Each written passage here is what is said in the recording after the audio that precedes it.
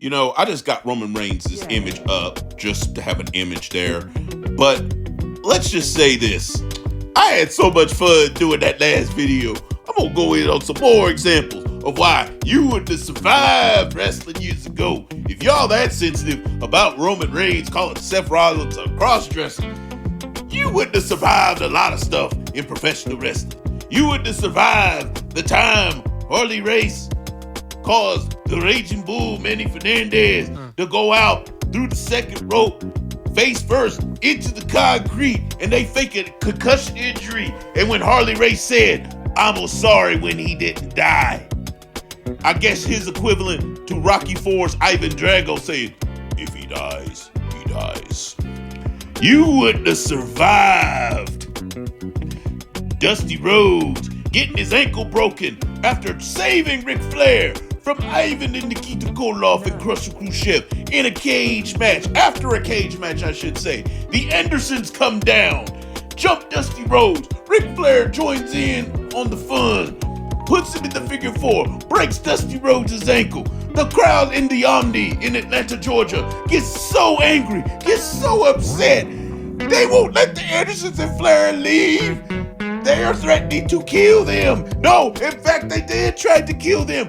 It took Atlanta's finest 10 police officers to help the Andersons and Ric Flair walk a simple 100 feet back to the dressing room. It took almost 30 minutes for them to get back because the fans were trying to kill them. They were peppering them with ice. They were trying to reach and beat down Ric Flair. Ole Anderson, by the way, condolences to him, to his family rather on his recent passing. And Arn Anderson, they were trying to throw chairs. They were trying to throw everything. You wouldn't have survived. The Road Warriors, when they wrestled for the AWA, they were the AWA Tag Team Champions. They took a young Kurt Hennig before he was Mr. Perfect, tied him into the ropes neck first, and were bashing him in the head with steel chairs, caused him busted wide open, and that was shown on national television. And then the Road Warriors basically had to do what the Andersons and Flair did, except they didn't have security. But then again, it's the freaking Road Warriors in their primes. Did they really need security? I mean, for those of you that are listening to this Rant promo, and remember the Road Warriors in their prime, did they really need security to get back to the dressing room?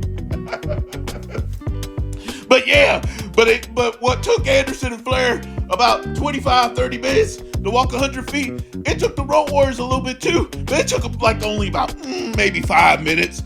I mean, it's the freaking Road Warriors in their primes. But anyway, you would not have survived the Junkyard Dog getting blinded by Freebird Michael Hayes with the Freebird cream in the face. And he's on national television saying, "I have my daughter, but I can't see her." Where everybody wanted to kill the Freebirds everywhere they went.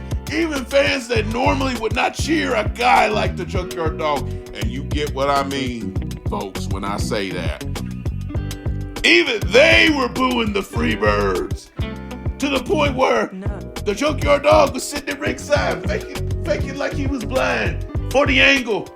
A fan jumps out with a big handgun saying, "Don't worry, dog, I got him." When Michael Hayes speaks like he's about to jump the Junkyard Dog blind. Yeah, that's how serious they took it. You snowflakes wouldn't be able to handle that. There's so many examples. You wouldn't have survived Rowdy Roddy Piper confronting Mr. T, saying to Mr. T, "How are we celebrating Martin Luther King Day?" Which, by the way, I was in favor of. I actually voted for that. How come you were on Martin Luther King Day, Mr. T? You're wearing more chains than your ancestors. And you think what Roman Reigns said about Seth Rollins was bad? I mean, come on. Come on. When I lived through and seen in professional wrestling stuff that was said that was way worse. You wouldn't have survived Greg the Hammer Valentine, one of the stiffest wrestlers ever to walk into a professional wrestling ring. You would rather take his figure four all day than take one of his forearms or take one of his elbows. He talking about how he was gonna beat the black off that black man, referring to the Junkyard Dog. And you're trying to tell me what Roman Reigns said about Seth Rollins was that bad? Really? Really? I just busted down several examples that were far worse. I can give you a few more. Dusty Rhodes, you wouldn't have survived the time when Baby Doll was in the ring confronting Dusty Rhodes as a heel, confronting the fan favorite Dusty Rhodes, the noble champion Dusty Rhodes, and Dusty Rhodes smacked the crap out of her on national television, and the crowd cheered. You would have lost your minds. And the women, may I add, this is when feminism was still a thing, much like it is today. But here's the thing. The women recognized Baby Doll was out of line. Unlike women today, who would probably go after Dusty Rhodes and demand that he be suspended, women back then recognized the situation. This wasn't the situation of an innocent woman getting beat up by some brutish man. This was a case of a big woman getting in a man's face. And when she smacked him, the women cheered louder than the men. Can you understand that? The women cheered louder than the men. They was like, yeah, Dusty, yeah, hit the bitch again. Yes, those were words that actually came out of the mouth. That's not my words. That's the crowd's words. They was like, hit her again. They were yelling. Man. I just find this amazing about Roman Reigns. How y'all are crying about how terrible what he said was so awful. I'm like, get out of here. Whatever. I mean, you say that to a fan like me who's watched wrestling since December of 1984, and you can do the math from there how long I've been watching. You say that to a fan like me, I'm like, what? That's all he said? Really? Really? Please, get out of here. I mean, shoot. You guys need to go out and get a life. Most of you dudes, especially, you need to go out that are pro wrestling fans. You need to go out and get a life and experience life. Experience a woman, for crying out loud. Oh, you couldn't have survived the 1980s back then either, especially the Crockett, Carolinas area.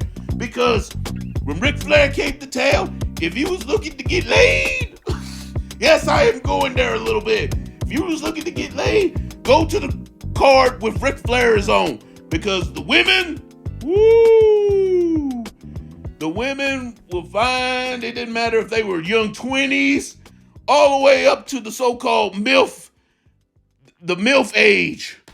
All of them were bad. And if you was looking to get laid, these were women that were showing up. These weren't the crowds like in the big cities like Los Angeles or New York or somewhere. These were the ones, they would wear just enough to be legal.